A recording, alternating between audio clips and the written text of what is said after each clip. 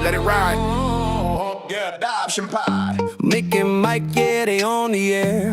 Breaking walls with that crypto flair. Deep dives roll, yeah, minds aware. Good vibes float everywhere. Tapping now, yeah, the stream go live. Big ideas, feel the energy rise. If you here right now, then you ride on time. Welcome to the future, enjoy the ride. Hands up, yeah, let it low. Sound check, let the people low. Check, yeah, feel the vibe, let the beat unfold. When it drops, yeah, the story told. Adoption pod, yeah, here we go. Crypto flows, let the knowledge grow. Breaking chains, watch the future glow. Adoption pod, they run the show. Let's go. Yeah, da da da da.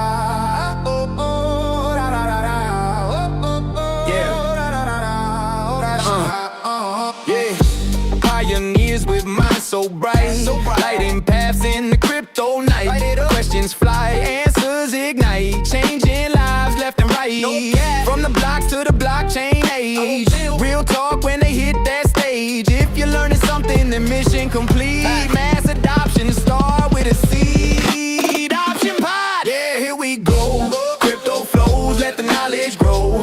Breaking chains, watch the future glow. Adoption pod, they run the show.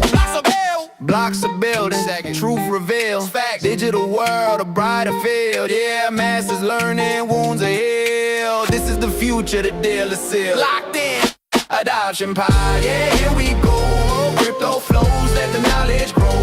Breaking chains, watch the future glow. Adoption pod, they run the show. Run it!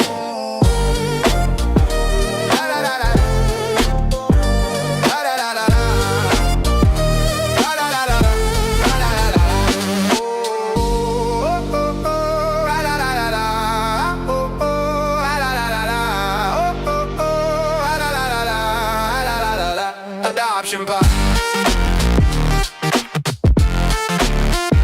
Adoption pod. Adoption pod.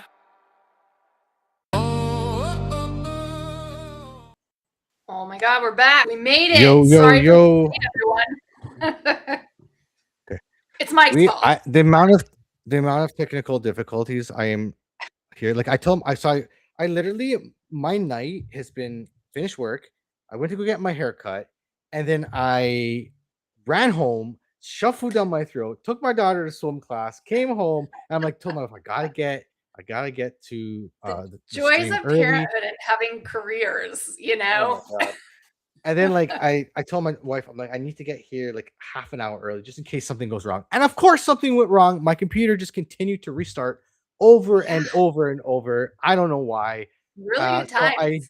I Jimmy rigged my laptop and everything together, and now the X stream is not going live, and I don't know. It's just a whole thing. Yeah, let me check it again and see what's going on. It must be the link we Okay, use. we're live, but for some reason now it's live. It's live. Yes, because I put it back to the channel that's connected. But what's the Gotcha. problem that's happening is like when I schedule the stream on X is so stupid. Like it's only X that does this. YouTube and everything else is no problem. But unfortunately with X, their API is weird. So I'll schedule a stream, but I'll send the stream key and over to X from Restream, and it doesn't go live. So I don't know. Amazing. A lot of frustration. So give me So honestly, we're live on X now. So anybody just retweet it out, and then we'll get our guests in, and we'll have a nice conversation after all these technical difficulties. Let us cook. We'll get there. We're gonna bring in a Chris. Hey, Hello, Chris, what's going on? Hey, good morning, guys. Good morning. Sorry, I didn't know we were good. What's up, guys? How's it going today? I dig in your setup, dude. Your setup's pretty sweet. Dude, that's what I'm sitting here FOMOing. Appreciate it. I was trying to give you guys advice with the some of the lag. I've dealt with Restream so much over the years. Okay. Swim practice. It seems a little better right now, Mike, right? Spring? You're pretty good. You're not bad, Mick. Okay. Yeah. Swim practice in spring for your kids? So usually we did it on a different day. So but now it's on Tuesdays. So it's literally come home. Usually it's not so bad, but I fit in a haircut because I look like a freaking mop. So I threw in a haircut today and brought my daughter to swim class. She's doing like swim lessons and stuff like that. She's only 7, right? So she's learning how Yeah. to not die in the water. Yeah, mine are 4 and 5, and we worked on it a little last summer, and I'm gonna work on it with a little bit more within this summer. But it's gotta get a little warmer first. Yeah, look, she does it in like an indoor swimming pool with like instructors. It's actually a pretty nice class. Like she's gotten so much better so fast in the Yeah, last like it's awesome. year. So it's been really really good. It's a little bit more expensive, but honestly, it's totally worth the money. Yeah, I see you're wearing the Ralph shirt. Hey, you want to know a fun fact? That's it. What's I up? designed that. I designed that No shirt. way. You know what? I Yeah, wonder. So, were you in Vegas last year at the it Pizza was. Ninja It party? was. Okay, so I Yeah. probably saw you there. You may have handed me this Probably shirt. handed you the shirt too. Yeah, I did everything. It's like one of Yeah. those you put on a different hat for like all these things you're doing. But like I worked with a local shop. They're called a live print shop in Vegas. They were fantastic, very accommodating. And I designed the shirt literally like myself with Ralph and the other one with the CEO. And yeah, we got all the shirts there and got as many handed out as we could. And they looked really cool at the conference because you could see Oh, everybody they're wearing them at the awesome. conference because they stick out. That Pizza Ninja event was probably the best event I went to. I'm not gonna lie. I went to a lot of side parties, and that venue. Everything was really awesome. I had a great time. Thank you. Met a lot of cool Yeah, it was people. awesome. I did Actually, too. I got a chance to talk to Gone Girl Crypto. I watched her content for years, and it was kind of neat. Yeah. Like I had a nice conversation with her, fellow Canadian. And Melina? Is Melina, that Melina? I Yeah. saw Melina as well. Not think at it's- that Oh, party. is that different? Sorry. Melina, it's funny. love She was hosting an event at the Tyson Mansion. That's kind of Yeah. where I connected with her and chatted with her. Yeah, Are you we from had Canada too, one of Chris? No, I'm from the United States. Okay, good. At least we got somebody repping. The worst country in the world. Where's what part of Canada? Or you don't give exact? I don't give exact, but I'm pretty close to Toronto. I'm like 20, 30 Okay, minutes that's the away. only place in Canada I've been is Toronto. So Yeah. that's what I'm asking. I got to go to the falls on the Toronto side or on that side, and then my wife and I spent some time in Toronto. I think I Falls got is a great. ticket there. Toronto's a nice city. It's really really nice in the summer. I wouldn't live there because it's just like too crazy.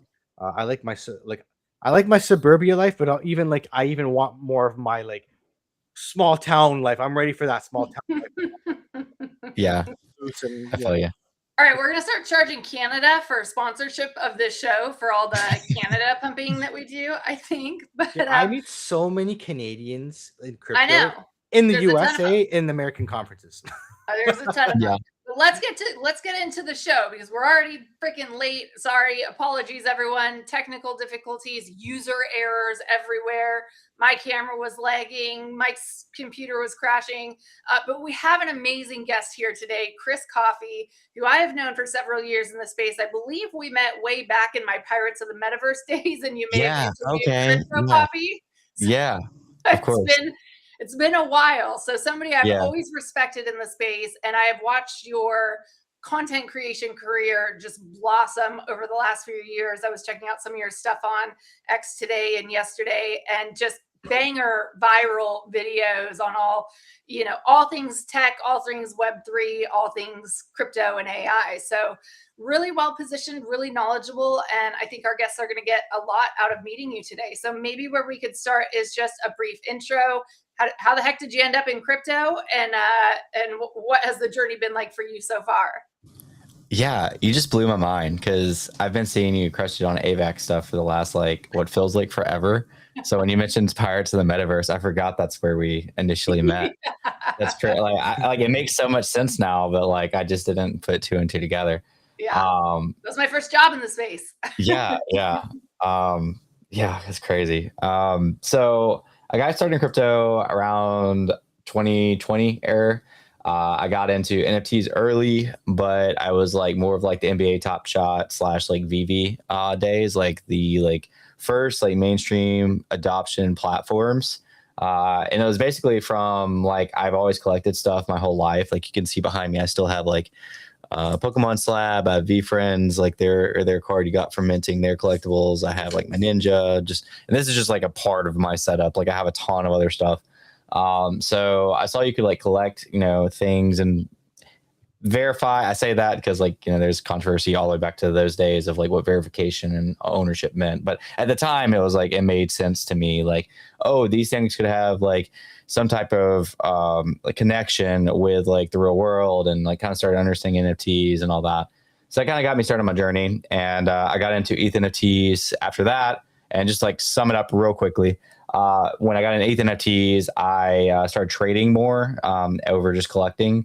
And I ended up interviewing people like this. I ran a podcast, my own podcast. I've done like several podcasts over the years in the space. And one of the guys I interviewed was like, hey, I really like the way you did that. Do you want to like come on do you want to come on like and work for us and like do that for us? I was like, yeah, sure. I have the time. I owned a coffee shop for 8 years, successfully sold it last December. At the time I still had the coffee shop, so I had some time on my hands, and I was like, yeah, I'll do that.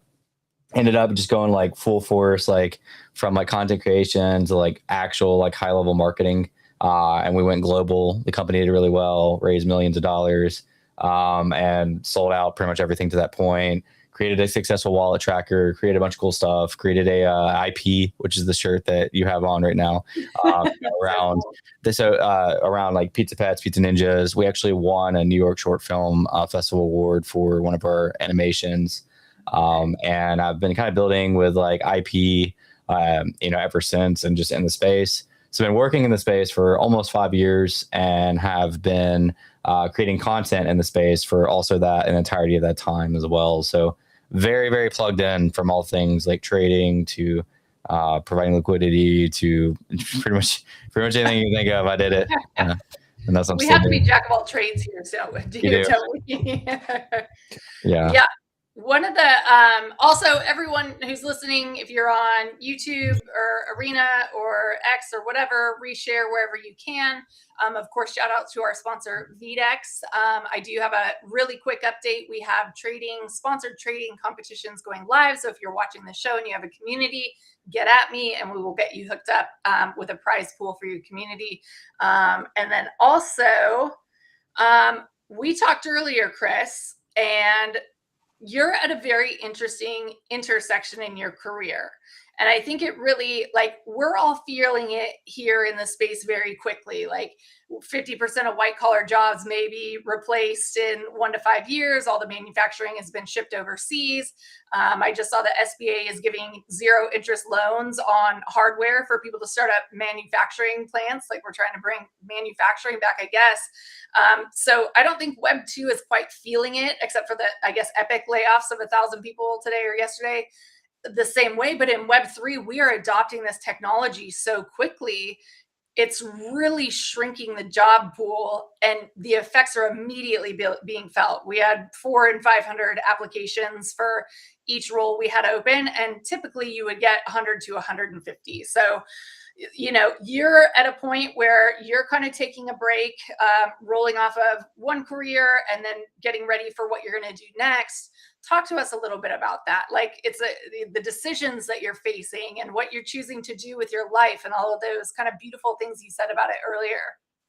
Yeah, I bounce back and forth because I feel like I've spent the last 5 years honing in my talents as like somebody who did marketing and does content creation and tech stuff and communications and just like all of this. And as you said, every day you wake up and you see online like, oh, AI can do anything a human can do, and it's coming for all white collar jobs. And basically all these companies like Square or Block now, they cut 4,000 out of 10,000 employees due to like being able to automate processes.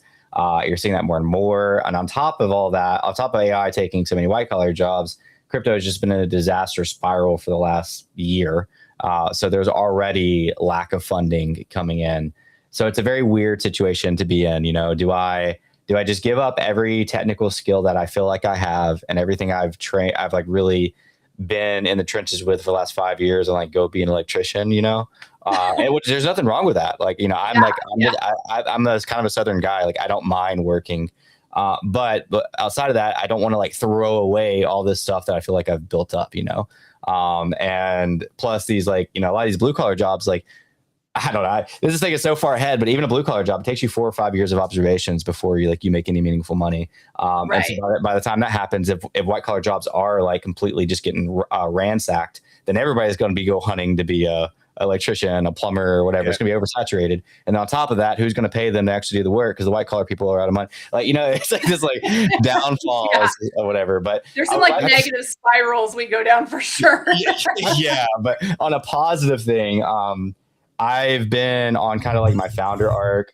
I've successfully coded an app that made it to the App Store. I have maintained like some viral videos. I am making money from like content monetization outside of like having to do like these like random paid shills. I'm kind of finding my lane, and there's part of me that's optimistic about viewing AI as a tool, not a replacement. I do think that like you got to adapt or die. I think a lot of people's jobs are at risk from their jobs just being to where like it's kind of like pass the butter type of thing. Like, all you have to do is be told what to do and you do it. Well, now you can tell AI to do that. So I do think a lot of those are in trouble. But I do think that AI is my hope and my thought is AI rapidly progresses like it's done and it gets to like 90% there. But there's still this like 10% margin that's like going to be really important to have effective humans at for like the trust element, the human element, the actual at events element. And like somebody who's like deep in it, a lot of the stuff that people say they're automating and say they're doing, it's not that good. Like a lot of it looks like wrappers, copy and pasted. It's cool. And a lot of the ideas are innovative and viral, but it's still not a replacement to a functional company. And so that's kind of where my hope kind of clings to is a lot of it is kind of hype marketing for like just AI in general. And maybe it does get to that 10% in the next year. I don't know. But in my opinion, it's not there. And, some of these companies, like I actually spoke at a conference last week, an AI summit to business entrepreneurs in my area. People were like flying in, like it was a big summit for my area. And like all these people, like they wanted to use AIs as tools in their businesses. It wasn't as much of like, I want to lay off a bunch of my staff. I'm sure some of them did, but it's kind of like, hey, I'm tired of manually typing in Excel sheets or paying somebody to do that. Like, can I get this to like optimize my Excel sheets? So it's not like, hey, I want to have an AI agent that does all of my marketing from the top of the funnel down to the bottom. It's not there yet. And I'm not fully convinced for all companies that's going to be a one size fits all, even if it does get there. Yeah, I think like I don't think it's there yet. I think it can get there, but I can see like you're just gonna need less people to run a company. That's where it really comes down. You're still gonna have people doing the work, but you're gonna need less people. You can have, for example, say you're the CEO of a company, you can train the AI to implement systems and how you want the company to run, right? Like I look at like McDonald's. McDonald's is extremely successful over multiple stores because they implemented systems that anybody can learn and they can recreate over and over and over. That's one of the keys to their success. And now you have an AI that you can train to have it run the company the way you want it to run or do the tasks that you want it to do in the way you want it to be done. I think you're going to start seeing with AI the rise of the entrepreneur. You're going to start to see these companies that are fast and able to adapt to new stuff because Microsoft and all these big companies can't because they have a board of directors. The bureaucracy in a company that big, they can't pivot very quickly. Whereas if I have a 2 or 3 person company and we're using AI, we can get to the newest thing as fast as possible. And I think speed is going to be what's really important because the world only moves faster to adopt new technologies to have more production, right? Yeah, I agree. I mean, I think small teams is also where it's going to be at. You're going to have under 10 people startups as well. I think just I have a voice in my head that's like a pessimist, so like anytime I hear something, it's just like that voice is beating. And it's like it might even be like the .com bubble again. Yeah, well, the problem is gonna be funding, right? Because like you're gonna have a million small teams now, all competing, all having the same access to tools, trying to build similar stuff. So it's like who's gonna actually get who's gonna be able to stand out and get funding, right? And I don't know. I mean, some people are. Maybe there's plenty to go around, but Yeah, I don't know. I'm not gonna talk about specifically the app because I haven't like talked about it yet. But like Yeah, the please app, do. We would uh, love to hear about the app, especially if it's relevant here. it's not relevant as Okay. far it's relevant to this conversation. But what I was gonna say was like the app that I built, I haven't even like disclosed like what it is yet, even on Okay. my personal stuff. But like there was only like 2 apps that were similar to it when I was building it, and this isn't like some crazy huge thing I'm going to get funding for. This is more of like, can I make an app that's going to be an app store and be functional, right? But in my head, it was like, this took me a lot of work. I probably spent over 50 hours on just the actual like coding part of this. Obviously, I used like Claude Code and stuff to be able to like actually help me code, but it wasn't like I see on Twitter like, oh, I one-shotted an app. Yeah, Like bull. No, I don't no, believe you. no shot you did that. Like there's so much more to it, right? Yeah. But next year at this time, will you be able to like one shot an app at the same level as what I just spent 50 plus hours on? I don't know, right? And then there's like 20 apps now of the same concept that I wanted to do. I do think that's when like things get oversaturated and like I don't know how many like smaller teams you need to solve all these problems. But yeah, it's definitely like a stressful crossroads. But I'm trying to just take it day by day and be excited about the wins that I am getting and try to get excited about the tech because I do think a lot of people are all talk, right? Like, oh my gosh, my OpenClaw, optimized my life and did a billion things. And it's like, well, what did it do though? Like, what do you have to show for it? Well, I have 10 agents. Okay, well, what are those 10 agents doing? Oh, they're talking to each other. Well, what are they actually? It's like What are they talking about? there's never a product. There's never anything of substance. It's Yeah. always like this, like it's hype. It's hype. That's what it is. Yeah. And But it's early though, and can't you just see how quickly some of these giga brains are just going to jump from like how fast Claude came out with a quote unquote open Claude or a Claude bot killer. Yeah. It's like you can move so fast if you have the right idea. So I think ideas matter more than almost anything else, and you're going to have to really think outside of the box to stay ahead of the curve of distribution because like what we're seeing is a lot of dashboards or analyze my Twitter page or build me a resume. I mean, I can just have Claude build me a resume. Why do I need an app to do that? I would never pay for that. So where's that leave at?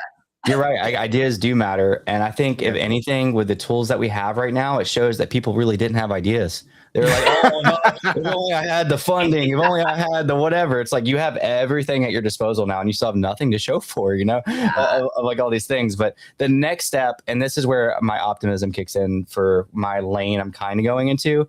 I do think there's going to be good ideas executed at higher levels.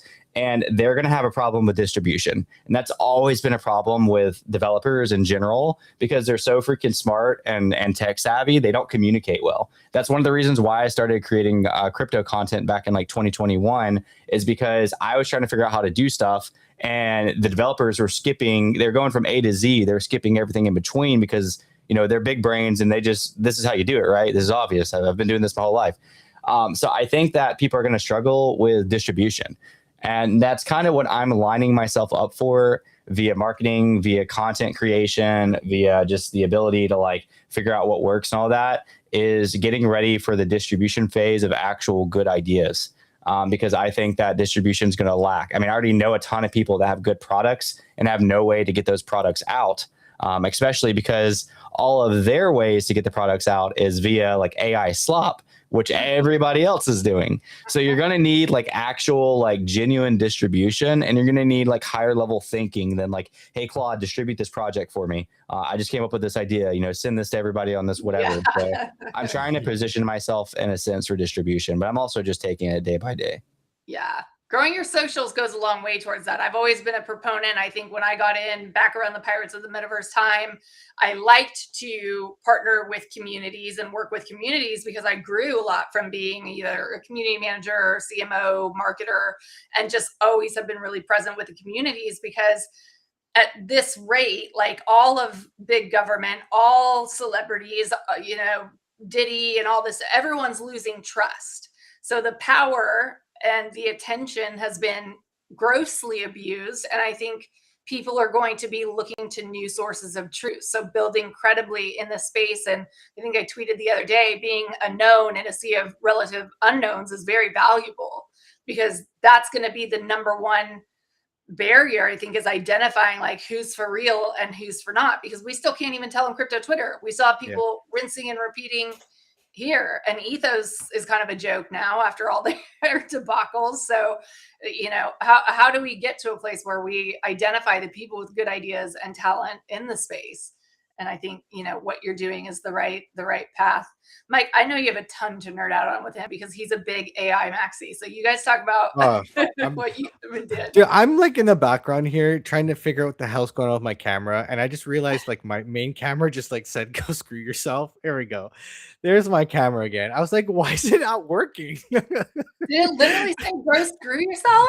You guys are talking, and I'm just like thinking in my head, like, what's going on here? Like the lighting just changed, my background changed. I don't know. I'm a disaster today. It's No, okay. I'm loving AI. Honestly, I don't code for shit. I literally bought a book called JavaScript for Dummies. Got a little bit through it. Then I realized like nobody uses Java anymore. I'm like, oh, that's great. And then also I got to a point where I'm like, this is going to require an amount of time I'm not willing to give it, or I can't give it right now, right? Because I was doing so many other things. So I kind of put it aside. I took a couple Coursera, courses with coding, JavaScript, and all that, but put it aside. Did some other things, and now with AI, I'm able to code. I can vibe code, right? Like I wanted to convert my trading strategy into an indicator, and I coded an indicator on a weekend.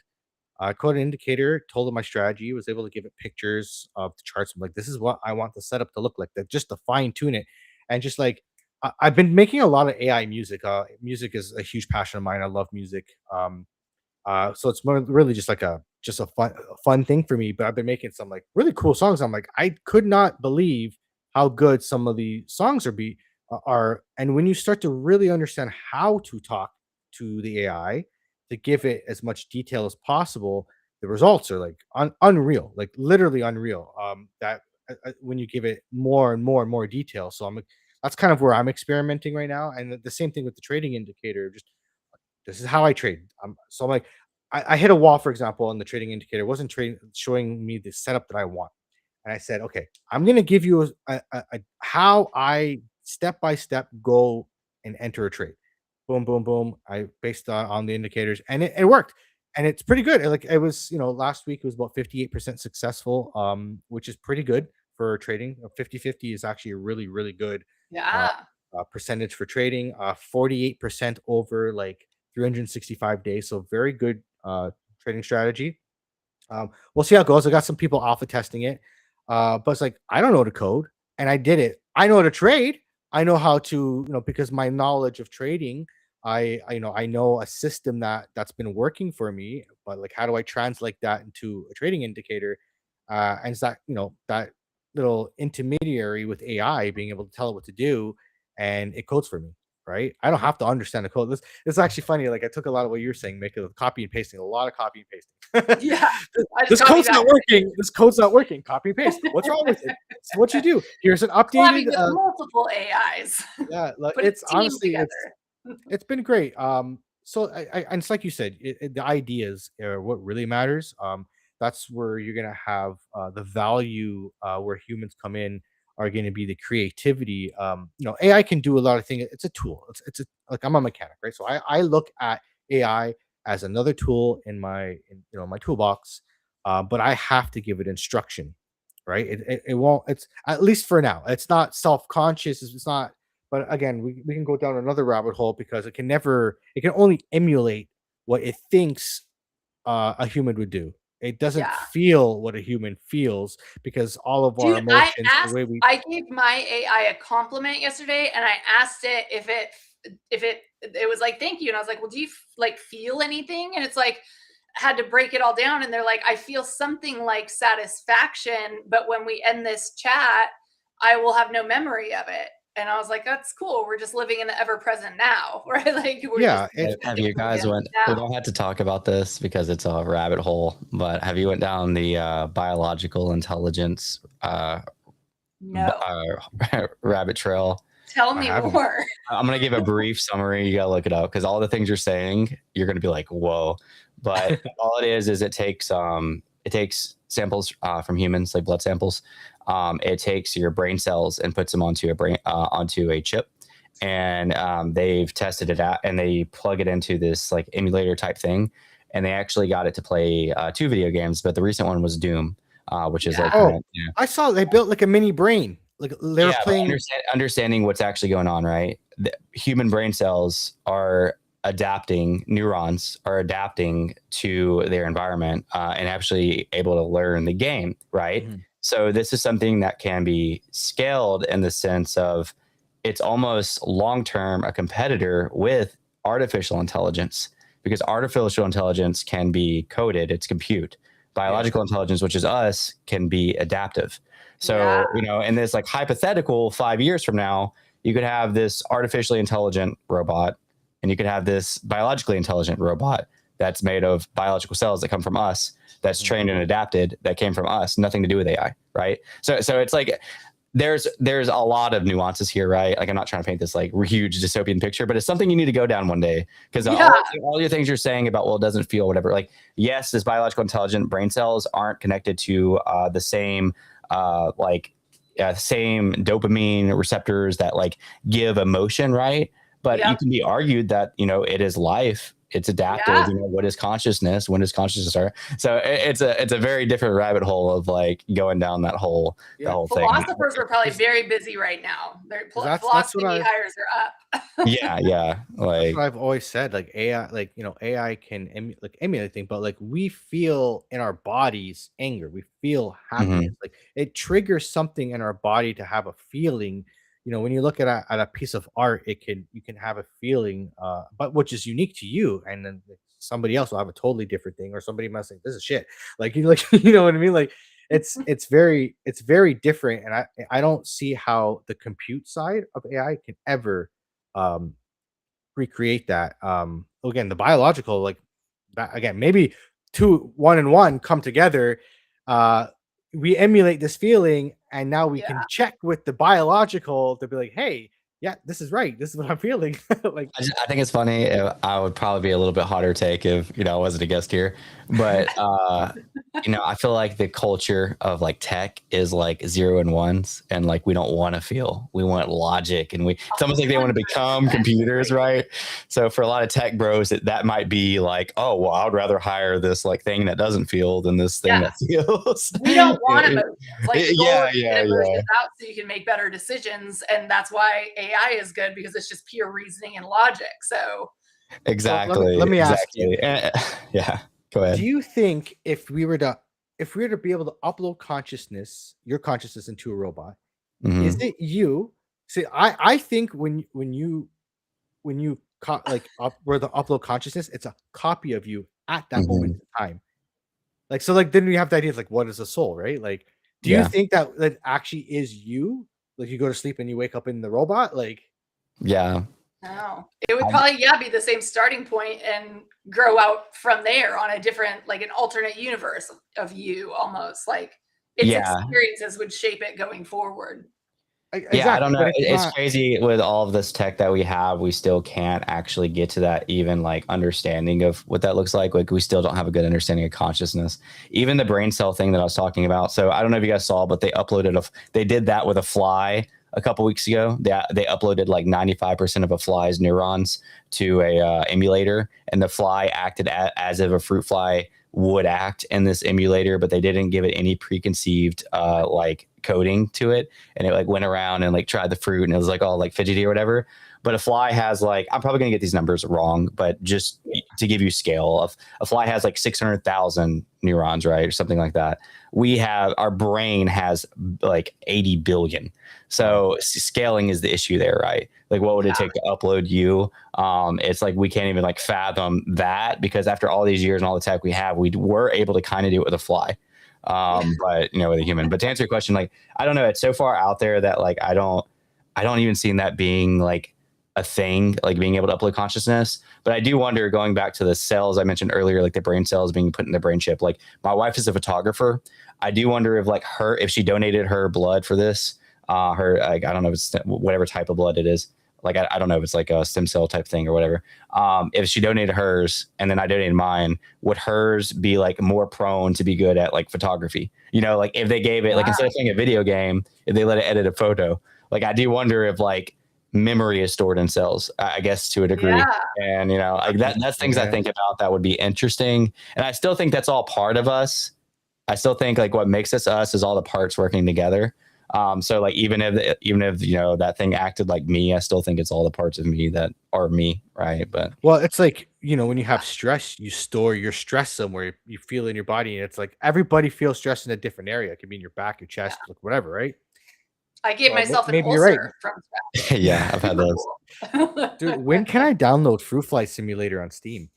I saw people joking around like it's good to know that we're gonna have fruit flies in the in Dude, I what, saw somebody Tron. program Doom onto a pregnancy test. You see that? No, One of those digital I love that pregnancy that's tests. just like the thing though.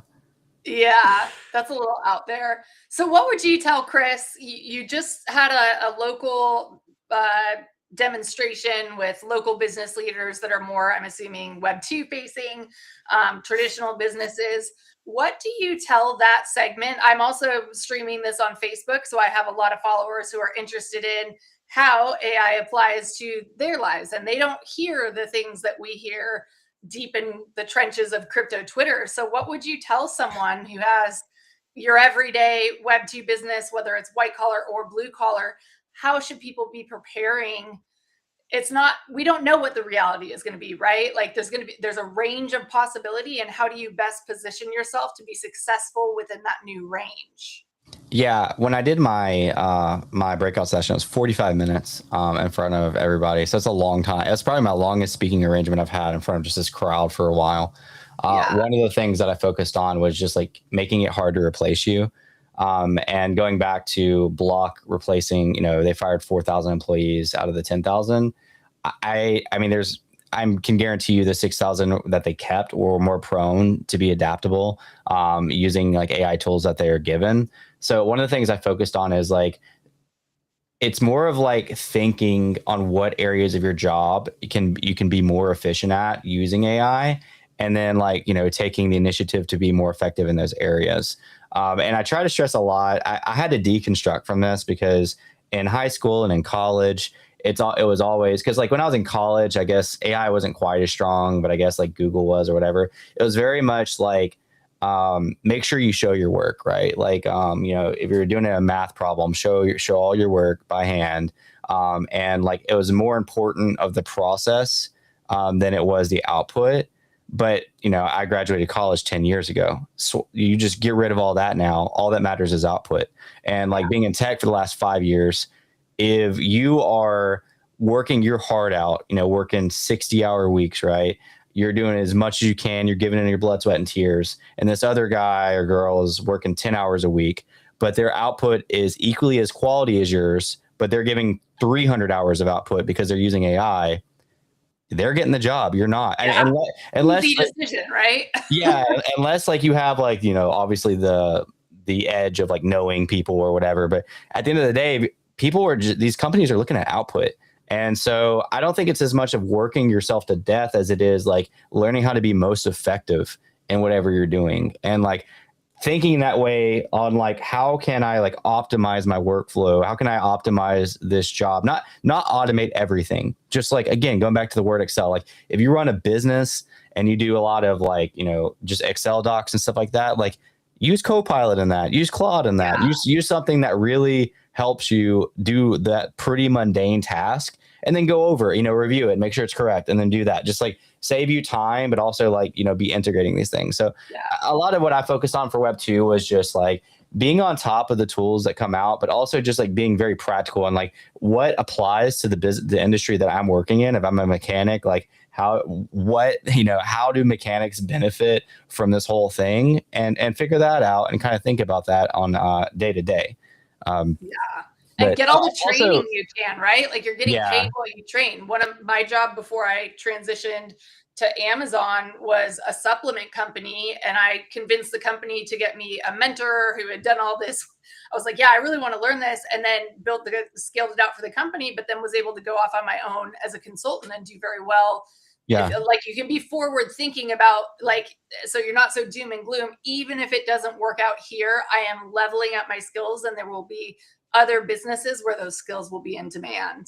Yeah, I do think it's ironic too, being there, that like Web 2 people actually use AI more effectively as a tool than like tech people. Because again, like tech Explain people, that. well, because like tech people stay, it goes back to what I've said a lot. Like all I see is like LARPing would be the best word, of like, I have 10 agents that are all working 24/7 that are, doing all these things. And like, you never get to the end of like, well, what are you actually accomplishing besides like optimizing your life, right?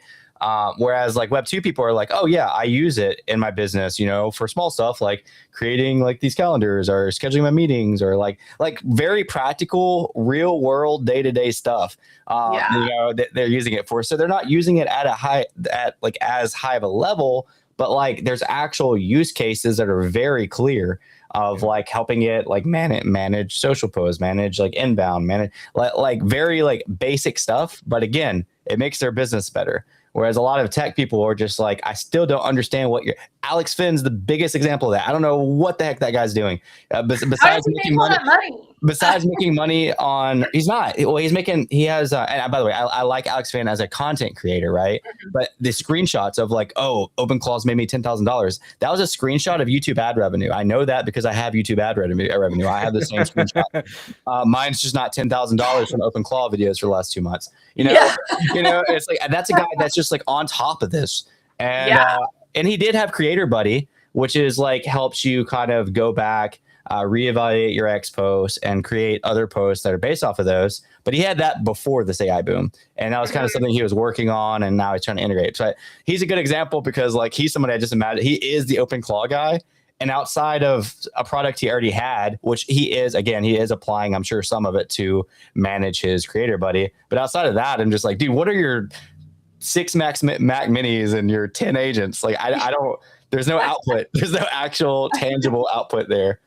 Like I could see maybe at some point, like if you had like an online store, an AI agent can run like your stock and all that kind of stuff like that, Yeah. shipping, like can just connect to all your stuff. Like I can see it automating like stuff like that. For me, like I can, what I've been using it for, which has saved me a lot of money and having to hire professionals, is like legal advice, especially for taxes. Like for me, like I talk to AI about like what my situation is and how do I create a tax strategist. And I've met with other tax strategists because like my whole thing here in my platform is trading and all that, but also it's really wealth creation. Like I'm building wealth for myself and I'm taking you along for the journey. And taxes is one of the biggest important things, hurdles to get over, to really grow wealth in a meaningful way. And I met with other tax lawyers, $10,000 to get a package, like a personal plan for you, $5,000 depending on where you go. But like, it's not cheap, and the average person is probably not going to spend that kind of money.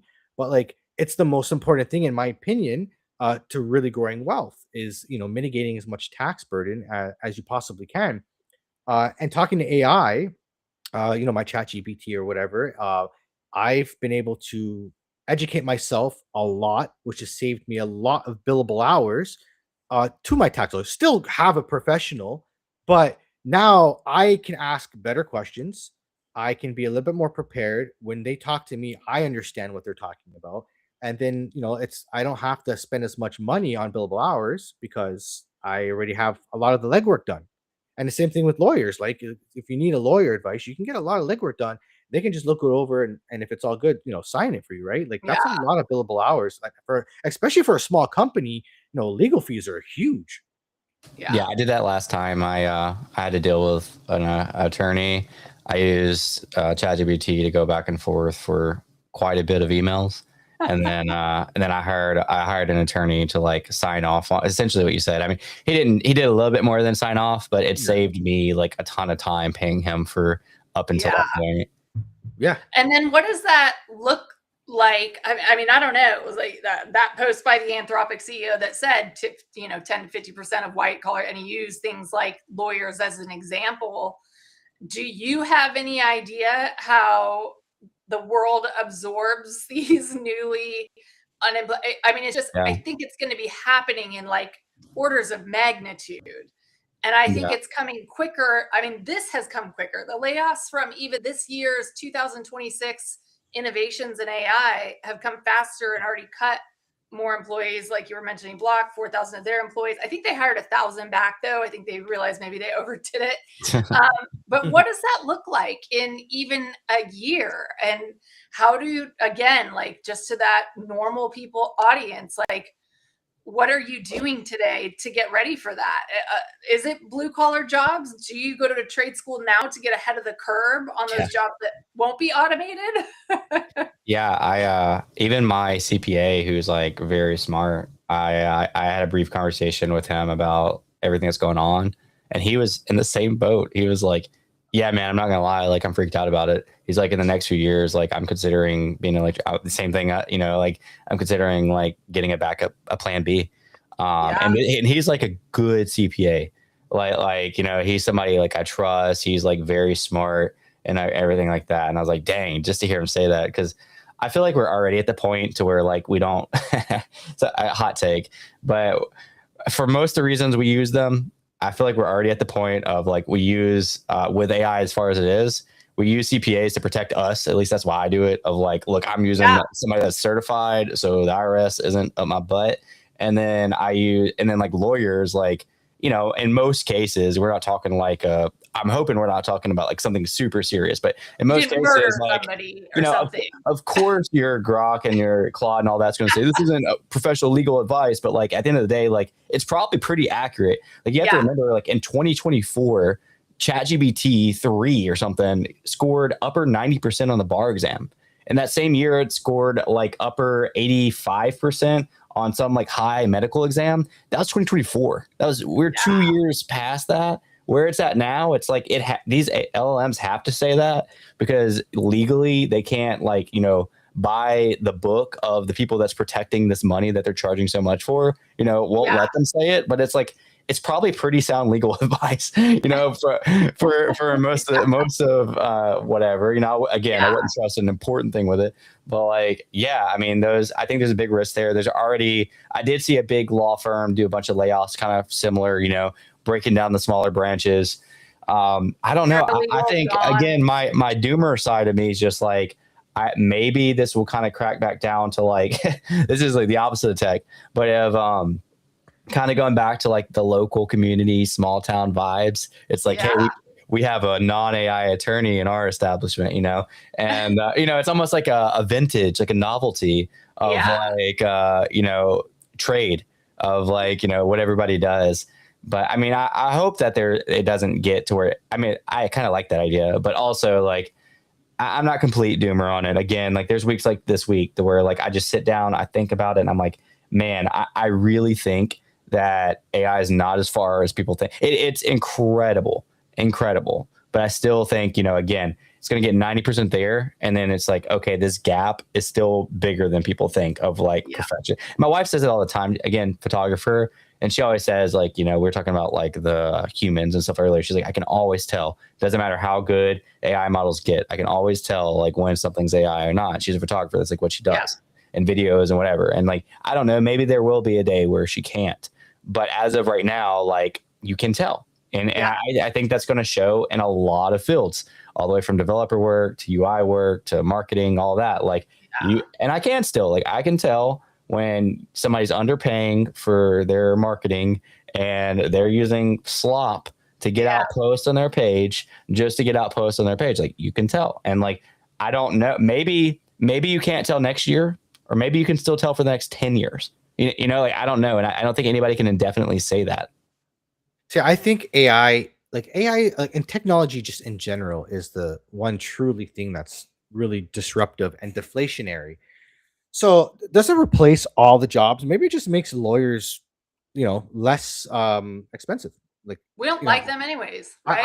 I just think the you know, I think like, you know, you think for some things you have backlogs, right? Maybe they just can't handle as many you know, customers or whatnot. Maybe you just now you can handle more, right? You know, think about like how like a city lawyer or I don't know, like a district attorney, how backlog things are, just that, you know, for example, here, like in Toronto, for example, I think it takes like when you get a parking ticket, if you go to court, I think it's like a 2-year wait before you even get a I got a court date. parking ticket in Toronto, by the way. I'm not sure if I'm still wanted or not. I don't remember. Oh God, I'm dead don't serious. go back. But it's like, you know what I mean? Like maybe just gets rid of that and we have more just efficiency across the board. I think back, like I don't even know how many years ago, 50, 60 years ago, there used to be buildings full of people just doing math calculations. Yeah. They were like, it's like a building, it was a calculator. Your phone has literally replaced entire buildings of people that used to exist. Think of the switch operators. Every time you made a phone call, there was someone that, hello, how would you connect you? And they would, plug you into whoever you get a call, and that doesn't exist anymore. It just changes. The world is changing. There are going to be different jobs. I don't think there's humans are never going to work again. I think there's a big chunk that maybe more than in history at once is going to be replaced, but it's not going to all happen at once. It'll be certain Mhm. jobs, and it's going to be again when you're talking about lawyer firms and all these other businesses. It's going to be the low people first, the high, like when you say, for example, I'm a lawyer firm. The partners will still have jobs, right? They'll be the Mhm. run. Maybe you don't need the paralegal anymore. Maybe you don't need all the grunts doing all the the legwork because your AI can do that for you. And especially in a job like lawyers, where it's not emotions and stuff like that, where an AI can do it. It's literally just data. It's literally rules, regulations, and data, right? Maybe it can't build a creative case, and find a way to beat another lawyer in court, and that's where the creativity and creative problem solving comes in from humans. But you just simply need less people to do what you did in the past, right? Do you So think regulators will step in the middle of that, Mike? Like, and try to protect industries and what jobs? government can't get their hands and interfere with anything? Like I don't I know know. one throughout history that hasn't The made. number one goal in They'll life try, is, but like I don't know, man. Like it's tough because like look at Uber. Uber came out, they didn't ask for permission. They came yeah, out, they disrupted the entire taxi it's industry, the and best they documentary figured ever. out they figured it out later. Same thing with Airbnb, right? Like I looked at those two because they're the most recent like big disruptions that we see, and now like everybody uses Uber, everybody uses Airbnb. It just changed the way we think about stuff, right? Yeah. Yeah, the regulators came in, and at least here in Toronto, there's a huge. I don't know if you guys had it in the U.S., but there's a big thing with the taxis in Toronto, and they have to regulate it, and they have to get licenses because they didn't have licenses to be a taxi, right? And that was a big pressure point here, where taxi drivers had to get an actual like a little license plate that like verifies that you're a ride share or whatever, or a taxi, right? So Uber drivers had to get a permit from Toronto to be able to ride share, which is it's really just a money grab. They just want a piece of it, right? So they still let it happen. They didn't ban it. They just wanted it's like, hey, wow, this is really good. How can Yeah. we benefit off this? Right? You want to use Yeah. our city, you got to pay up, right? But Agreed. I do think there will be an influx. So like I think it will take, as you said, I think it'll take more jobs than any of these other shockwaves in the past. Like, a lot of people refer to the internet, like everybody was like, oh, it's going to take our jobs, and they replace a lot of jobs. I don't, or it provided more jobs actually, but I don't think this is going to be the case. I don't think it's going to provide more jobs, but optimistically, I do hope that it provides jobs in ways that we can't even think of yet. It's Yeah. like there's not even like titles for these jobs that we can think of yet, right? Yeah. And I mean, I applied for a pretty good, I don't know the exact compensation, but like I have like a pretty big local, I said somewhat local place, I guess, that is looking for an AI specialist. And I mean, it's scaled. I mean, there's probably like 500 employees or something. They Mhm. had an AI specialist, an AI program manager, or something like that. And I just applied for one of those a couple weeks ago. And that, obviously that whole department is being created under this, 500-ish. Right. One of my local colleges has a major in AI education. I didn't know that was a thing until wow. literally like when I spoke there. And yeah, so I just think that there's going to be these like jobs pop up that aren't just like AI management, that are like literally we just don't know exist yet. In the next few years, and that's another way I'm positioning myself. Like maybe those jobs present lucrative opportunities. And I know people are like, also because we're all in tech, we have to remind ourselves like, yes, like what 50% of people use ChatGPT, something like that. I looked at my presentation. I specifically did entrepreneurs and businesses, so the numbers are skewed, but it was like less than 6% are power users. I would say even less than that, or like, running AI agents and like actually creating stuff. I would say probably less than 2%. So like as much as we see happening right now, we're still probably in like the like top percentile of people that actually understand the magnitude, which in a way kind of is like you're seeing a tsunami about to hit the city, and like you're like kind of like wanting to tell everybody like what's coming. But also in another way, it gives us an advantage of like we're early, we're knowledgeable. Like people would pay for this. I had people coming up to me asking me if I did AI consulting for locals after my speech at the college. Like they will pay for it, but I'm looking for something a little bit more permanent than like a one-off gig. Boomers don't want to learn online. Like they want like somebody to sit down next to them and show them and help them when things go wrong. It's time consuming to teach yourself. And that's a huge, take a 2-hour AI course and start with a firm foundation and just hit the ground running rather than struggling through the way we did in the good old days. Struggled through figuring out how to use Chat GPT, I guess. But you still need the knowledge though. Like, and kind of circling back to, we were talking about ideas. You don't get the ideas unless you understand what you're like, the industry of what you're trying to do. If you're trying to make an app to do something for, I don't know, maybe sales or whatever, you have to understand sales. So you have to be knowledgeable. You're not going to know. Like I have this problem too, because like I'm sitting there, I have these tools, AI can do whatever the hell I want. I'm sitting here, I'm like, what do I build? I don't even know. Like, what do I build? Have you asked AI what you should build? It'll tell you, oh, you can do this or you can do this, whatever. I'm like, I don't know anything about those things. Okay, for me, it was trading. That's what worked for me, because I had the knowledge already to be able to translate that into thing.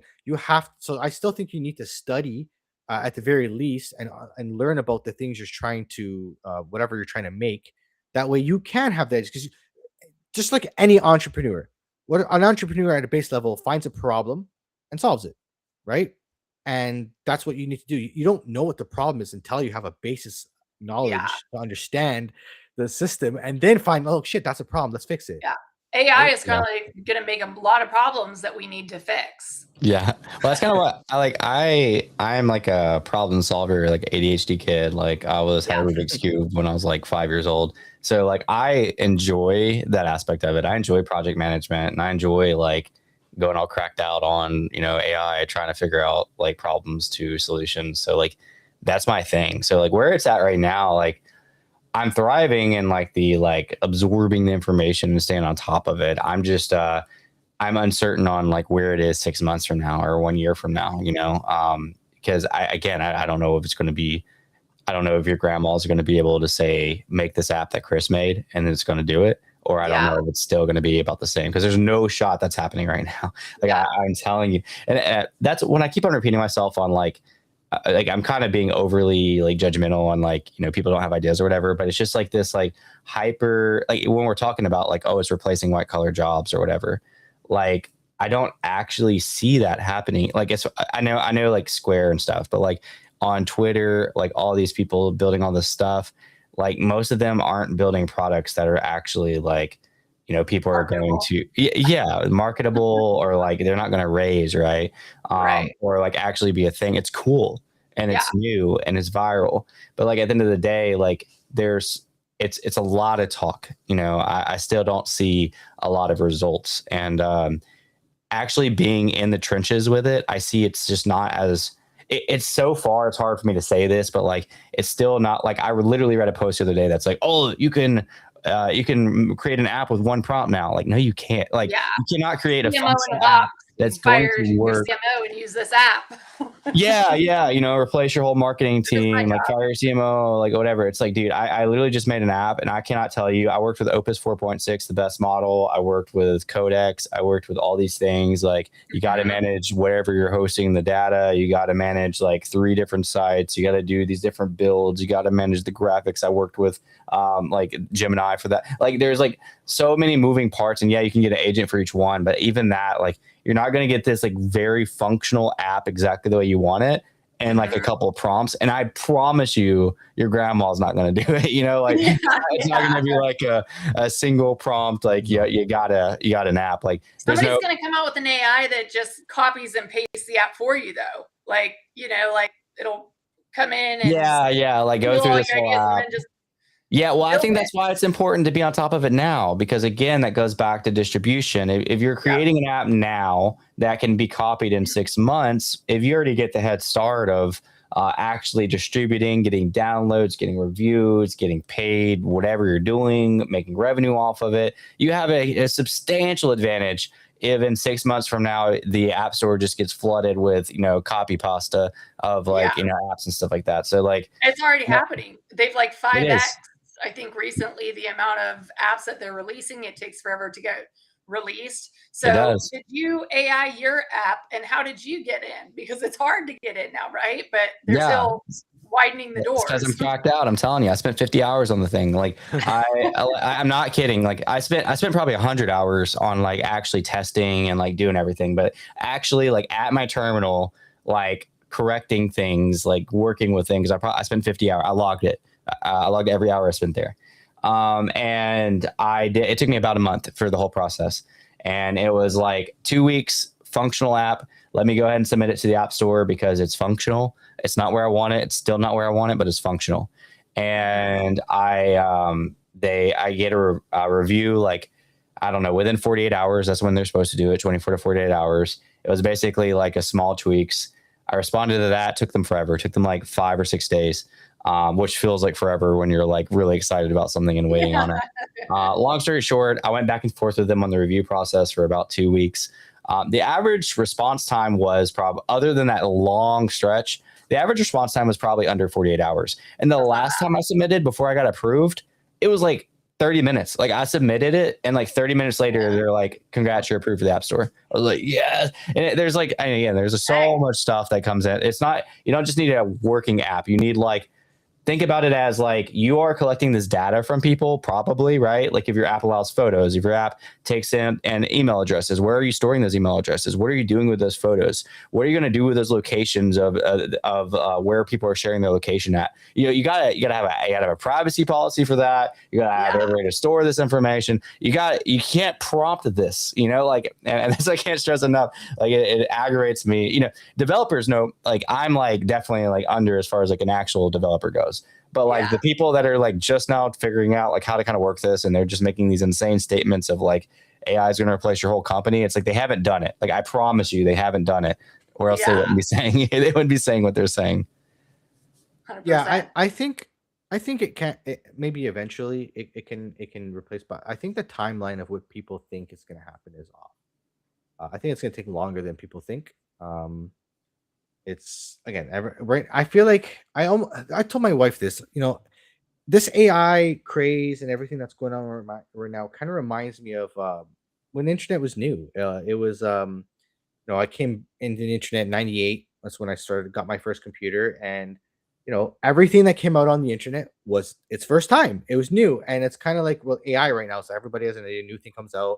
ChatGPT came out, and then it was Claude, and all these other things, and then you have your music creator and videos and all that. Like it's like exploring the internet like back in the day where everything was its first time, it's new. But like how many things exist anymore? Like from the beginning of the internet, AOL, I miss LimeWire. Honestly, yeah, right. Sure, like all those, the all those OG kind of viruses things, on my right? computer.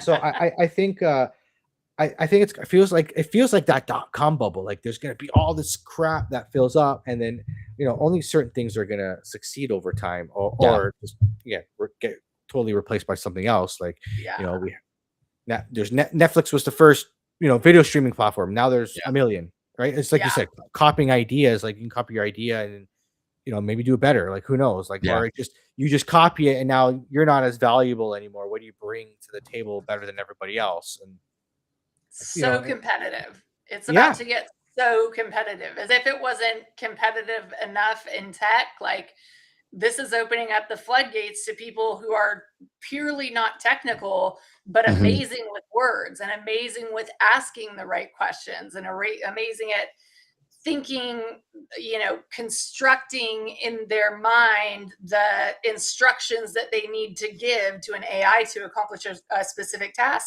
And honestly, people who aren't tech bros may do better at that. No offense, Yeah. boys.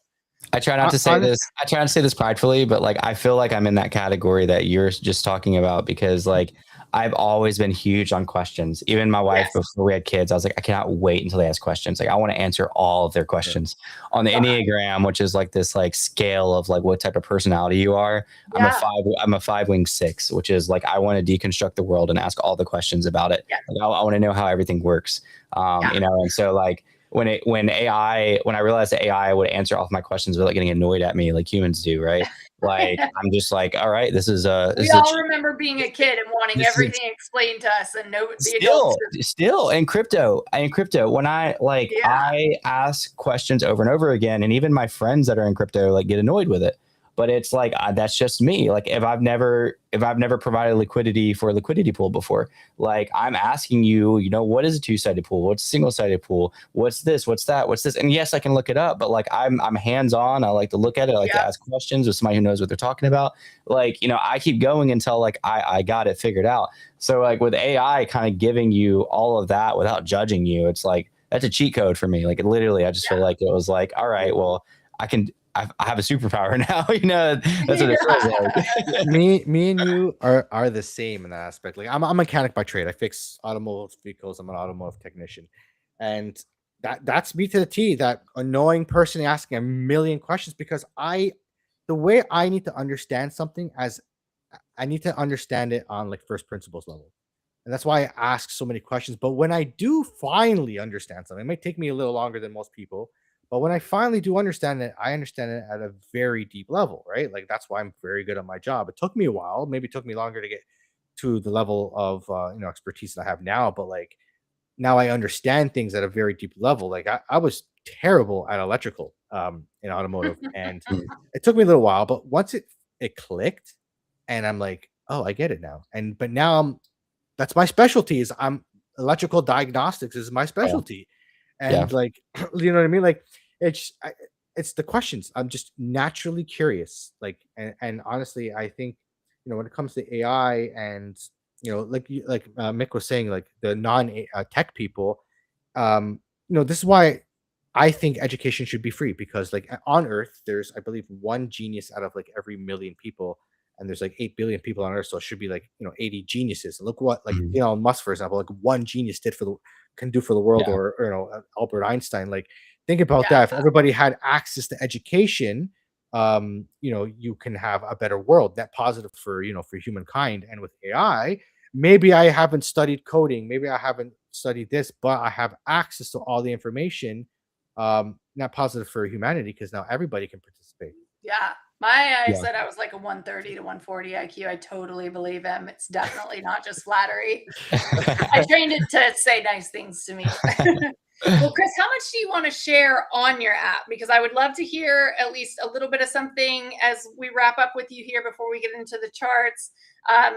Is there some action people can take to find out when it's going to be released? Follow you on Twitter, obviously. It's at Chris Coffee. Yeah, Chris Coffee. Yeah. On the app, I mean, truthfully, the biggest thing for me was, can I do this? Can I make a working application that is approved for the App Store? That was a big thing for me. Like I want it on my iPhone, I want my friends to download it or whatever. And I'm going to market it. And I do think I'm going to get downloads. I do think I'm going to get traction. It has absolutely nothing to do with anybody here is going to care about. Like it's a very niche, very what's going to seem like simple app, right? But it was, to me, a much bigger step. Like, and because it showed me I can do this, I can create anything, and I can get it on this level of getting approved. And again, like if you see all these AI vibe coders like trying to get approved, like it's very hard to get approved for the App Store. Like it's a lot of them get denied. So it's a stepping stone for me to do actual like crypto related apps, AI related apps, like apps that apply to everybody. This is a very niche app that like most people aren't going to care about. But it's more of a proof of concept for me. And I guess sort of a passion project. So yeah, I mean that's kind of the direct. And then of course, like I'm gonna put it on my resume, right? Like for that job I applied for, that's like AI specialist. It's like I'm gonna slap in there like, hey, even small stuff. Like I have some certifications from the free Claude courses that I took, and now I have an application that I made. Also, I mean, one thing here too is I had so much fun making this app. I would like to do this for my job. Like if somebody hired me like this like a big company and it's just like, hey, make us a bunch of apps for all these problems we have, and like that is your job, like I would love to do that. That's so much fun, right? Like and like could I do it as good as a experienced developer? No. Like no, I couldn't. Like an experienced developer would charge a lot more too though. But they like wouldn't have the idea though. That's the problem. So they'll always need the idea guy. Yeah. But if I went into a company, like a larger company, and they're just like, hey, like fix our problems with a bunch of apps, like I would love to do that. Like it was just, it's very like, I've done marketing for so long, and like I still might do marketing. Like I feel like I've like built up my resume there like a lot.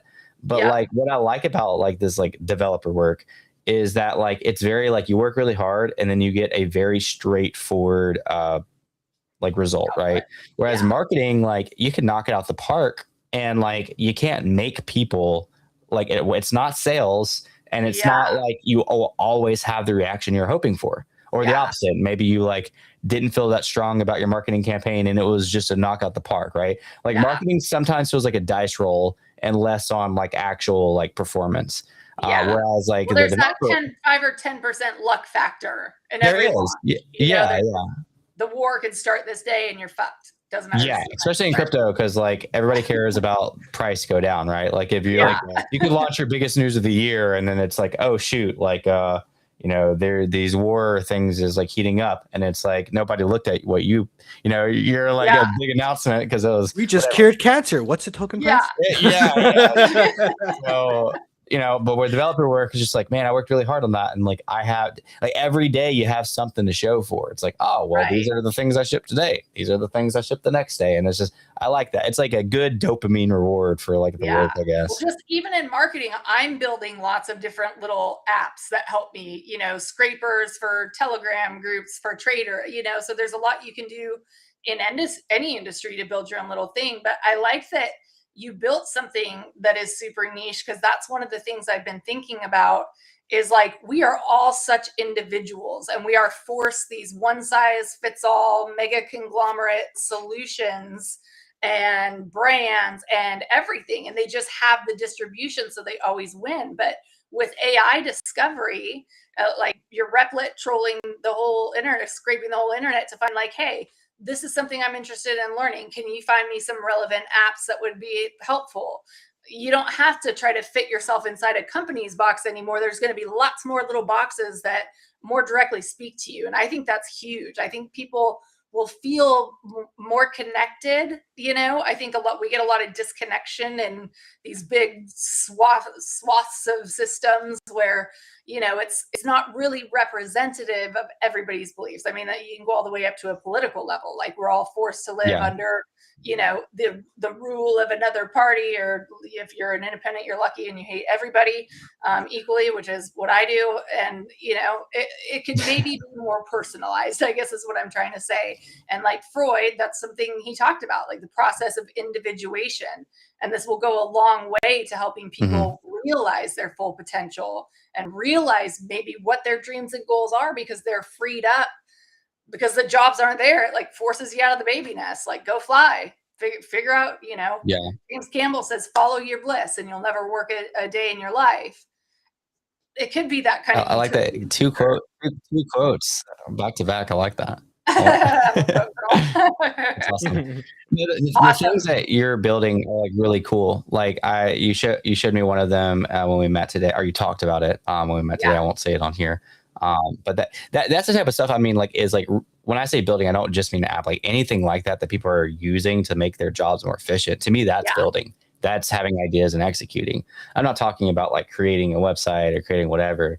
I'm just mainly like my like criticism has just been towards like all of crypto Twitter doomsdaying, saying that it's going to take all these jobs when like they actually haven't done much. Like maybe they've got more efficient at their jobs, and that's the most important thing you can do right now is get more efficient at your job using AI. That's but very. did you see my Did you see my newsletter thing that I did? Did I do that today? Wow, it's been such a long day. I don't think so. I know. I The same, that was dude. that was fine. I'll talk about that. Being that I'm not really talking about the app, I will talk about that. Okay. I got Claude Cowork. I got Claude Cowork too, and you guys could like totally do this. I actually created a skill for it, but it it didn't take me very long. I got Claude Cowork to where it took my YouTube transcript, it wrote me it signed into Beehive for me, which is a newsletter platform. And like I had my hands off the computer. I just watched it do it. It wrote a newsletter based off of my YouTube transcript. It created images for the newsletter header and for the newsletter body. It went to my files, put the images in the newsletter for me, and then it could have sent it automatically, but I intentionally got it to not send it. And literally, so from just a YouTube description, I literally had a fully functional, just hit send newsletter. So it wasn't like a copy, like, hey, write me a newsletter based off this transcript, and I copy, paste that, go write a header, go write whatever. It was literally, I did the whole, like, I watched it do the whole process on my computer. And I was like, this is crazy. Like, it took me like not very long to create this. And the barrier to entry is so much lower, we're just going to get slop, and like there's going to be too much there too, right? Like, yeah, probably so. What I like about creating content is that it's my words. So it's like I can go, like, we could take this whole hour and 15 seconds we've been talking, and it's the way that we would say it. And I think even if AI rewords that, I try to get it to stick to my quotes and to my wording, so it stands out over the, hey, Claude, research this topic and write me a newsletter on it, 100%. because it's like very much my words. So yeah, it might get drowned in the other million newsletters that do something similar, but my hope is at least mine stands out because it's me, and that's again about building your own brand and like sticking with your brand. Respect and listen to you. Yeah, exactly. And I have my own means of distribution as well. So that's kind of like my thought on that. But yeah, just watching this thing go from like do this whole process, like open the files and open Beehive. It was slow. I mean, it would even say like, right now I'm reading the screen. Right now I'm looking for the right title. Right now I'm choosing the font. All right, now I'm doing this. And just like, I would watch it, just like do the whole process. Like, this is crazy. Like, so I can literally like sit there and watch your PC build things. I was at a coffee shop because I was on my laptop and like I went and like, like got like a water or something like that. I was talking to the barista a bit, came back. I was like, oh, it's, it's almost on the newsletter. Like, it was so cool just to watch the process. I just say like my computer got hacked. I don't even know what's going on. It's just doing all these things on its own. I almost wanted to like call somebody over there in there because my mind was being blown of like, just watching it do that. But I was like, somebody's gonna think I'm crazy. But that's what it looked like. It literally like not touching the keyboard and seeing like it type stuff was like crazy. Bizarre. But I did a video of that. I didn't do it. I like recorded like my screen. Yeah, I know. It literally is just the advancement there for humanity, just the access to tools. I think, the worrying things is compute going to get so expensive that if you're not already mega rich, you won't have access to the tools at the same level. So the people who have access to bigger and better tools are going to dominate power. Right. I think one of ChatGPT is trying to buy a whole power plant or something. I don't know. See what Elon Musk's trying to do? He wants to put data centers in space. Yeah. Genius, by the way. He wants to extract lunar energy instead of just solar energy, so he can use energy from the moon as well. Yeah. So it's really genius. Honestly, crazy ideas. What a time to be alive. I hope I get to see the fruition of all this before I go onto the next. We're gonna live forever now too, Mike. According to Brian Johnson, we'll all just live forever. Yeah. Well, exactly. copies of us. No, honestly, I don't know. Us. Is a big advocate of living forever. Just period. He As human. thinks he can. He says if you live the next 5 to 10 years, you might live forever. Oh, let's go. Yeah. Yeah. Let's go. So I told my dad to hang in there. Hang in. Mike, anything else before we let our guests go and take a little peek-see at the charts? All I was gonna say is tell people where they can find you. Show yourself a little bit. Yeah, Chris Coffee on Twitter, and I post there multiple times a day. That's like my main one, and then I have two. Excuse me. I have two YouTube channels. I have Chris Coffee and Crypto, and I have Chris Coffee AI. One's for crypto related content, and the other one is for AI related content. And on the crypto related content, actually, just right before I got on this interview, this podcast, I saw YouTube. I was integrating they're integrating AI in their brand connect partnerships. So they're using Gemini for brands to be able to search relevant creators. So it's supposed to give more deal flow to creators and better matchups for brands. So that's really exciting. So I actually, yeah, right. Like, kinda. Well, and you know what? I almost told you this in our call today, but I forgot. YouTube has a bigger conversion rate. I think like 78% of people trust YouTube like links or whatever, like redirects more than any other platform. And I will tell you from personal experience, my YouTube videos have converted significantly more than my Twitter videos, even the lower view ones. It have converted.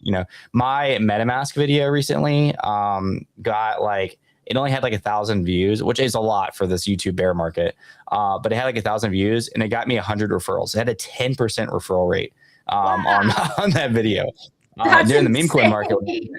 Yeah. During the meme coin market, when I was doing like meme coin trading, like my conversions were insane. But anyways, the YouTube doing that was really cool. And it's also relevant to AI because they're using Gemini for that. Really excited about that because I already have my crypto channel, which I imagine I'm going to get a bunch of spam, like crypto deals from. But I have my AI channel that's up and coming that's about to get monetized. And I feel like I'm in a really good position for that. There you go, man. Amazing. Awesome. I love it. Yeah. Hopefully we can get our YouTube up there. It's been a rough go for YouTube. Struggling. We don't do clips or anything. We gotta automate all of this, Mike. We gotta figure out. Crypto YouTube is so difficult. Crypto YouTube is so difficult because again, it depends so much on the market. Like, I don't even want to post right now because like it's embarrassing because like nobody's there. Like retail isn't really watching it. Anybody who's getting any views is basically like pretty much it's just bought it at this point. Like if you're getting any views, you bought it. But even the biggest accounts are like, they went from 80,000 views per video to like maybe 5,000 or something. So like, I've definitely noticed. Yeah, unless you're like focusing on like very specific relevant, like maybe if Kraken did do their ICO, like maybe that, like how to qualify for the Kraken ICO or something like that. But just general crypto news, like it doesn't matter if somebody lost $1 billion. It doesn't matter if somebody made $1 billion. Like nobody cares as far as YouTube goes. They do care in general, but YouTube specifically, it has been very difficult to like actually get people to watch content on YouTube right now for crypto. Yeah, crypto in general is just so new. You just go on the street and go ask the random person about name one, any crypto. Most people will probably not know what the hell you're talking about. Or they'll be like, I heard it, it's a scam. Yeah. XRP going to the moon. That's what you're gonna hear. Let's go. All bots.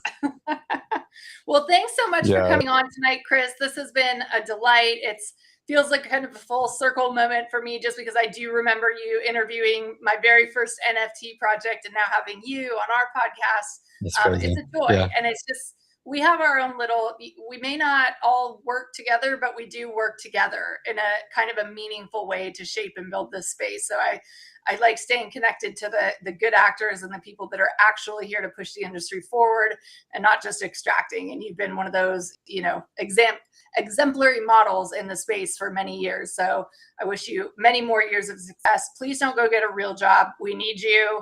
Stay in Web3. Any final words of wisdom for the audience before we let you go?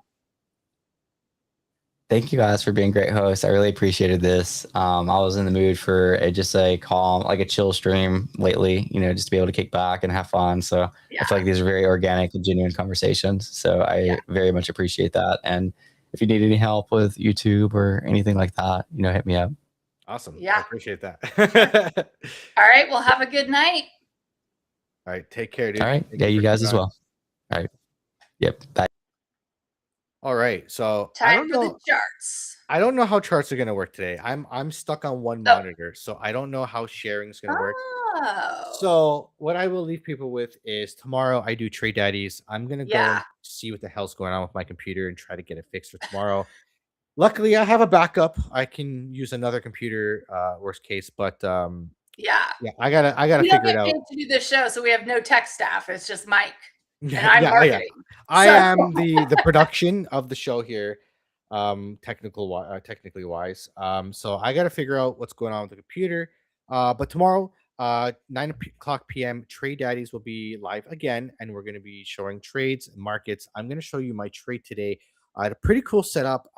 I had a really bad day on Monday. I lost. I saw you were rage trading. I Your lost like revenge. 600. I lost like $600. Ooh. Yeah, it was not a good day. Yeah, Jose was I like, "Tell your boy to what's going on."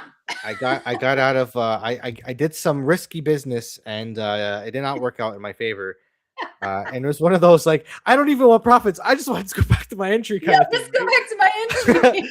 But it didn't. We've all been there plenty of um, times. so I just could not win a trade yesterday. And again,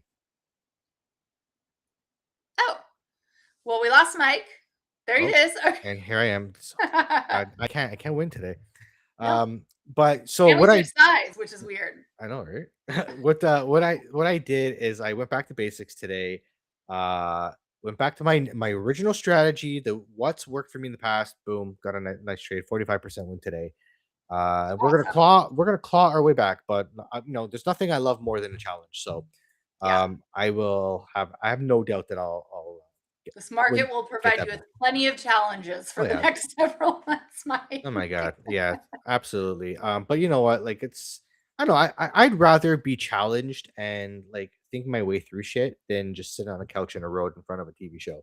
Yeah. Right. So Yeah. for me it's very rewarding to have challenges in life. But anyways, tomorrow, 9 p.m., Trade Daddies, me and Jay Chains will go through the charts. I got some news I want to share too. I've been writing notes of we'll do a little bit of crypto news. So make sure you guys tune in for that. It'll be live on X, YouTube, on my channel, on Jay Chains channel. So make On sure you guys come in and tune retweeted in. on the VNext channel and my channel.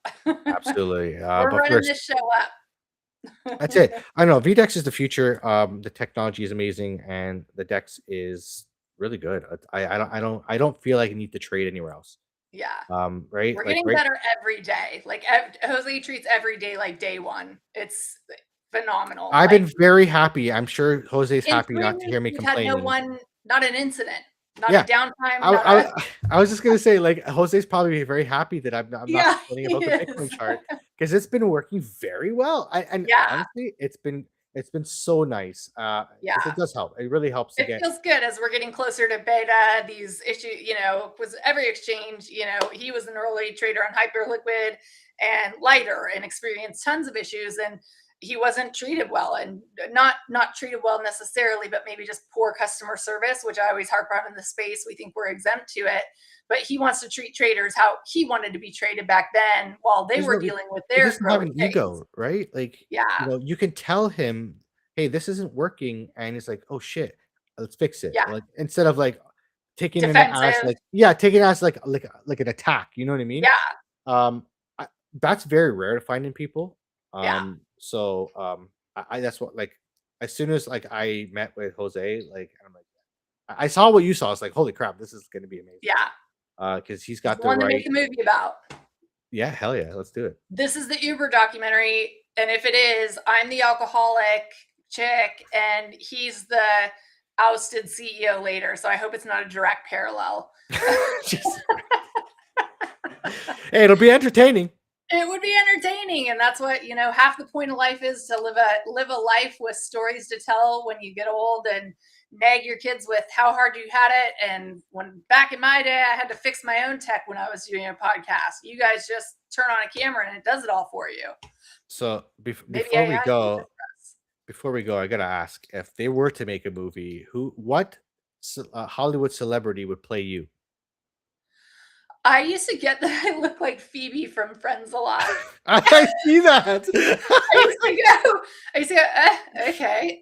Like much better back then, but Oh I my like really goodness! leaned Yeah, into yeah. it. And like Romy and Michelle's high school reunion, and she's super ditzy. So I'm like, thanks guys. But I get like a little Charlize Theron. I get some maybe a little better looking ones. Maybe I'm a mix of all those, but I love myself, man, and I think everybody should love themselves. Like you fuck looks, you know, it's who you are as a person and what you bring to the space and what you bring to the table that really matters. And I appreciate doing this space with you and having such a good co-founder of this show. I think we're going to have a lot of years of success unless AI generated hosts take all of our jobs. Maybe. In which case, it's been real. It's been great. Hopefully we make it to episode 50. Yeah. And, we'll go there. But guys, thank you so much for tuning in. We'll see you guys next week. Hopefully my computer and my technical issues are fixed by then. But thank you so much for watching and sticking with us through all the technical difficulties. And we'll see you guys next week. See you later.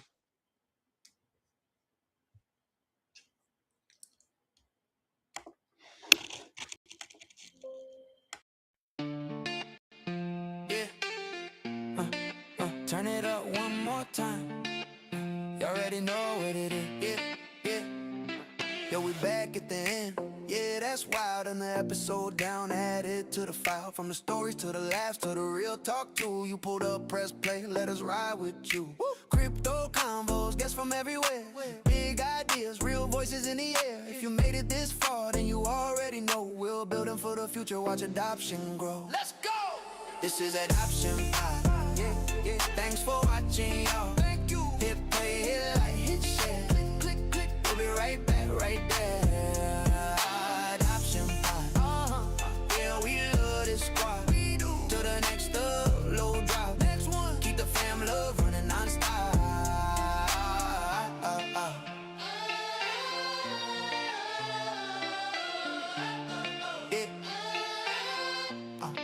Adoption Pod. Shout out the parents, the kids, the crew. The ones in the system, yeah, we see you too. Every voice, every journey, every eye got through.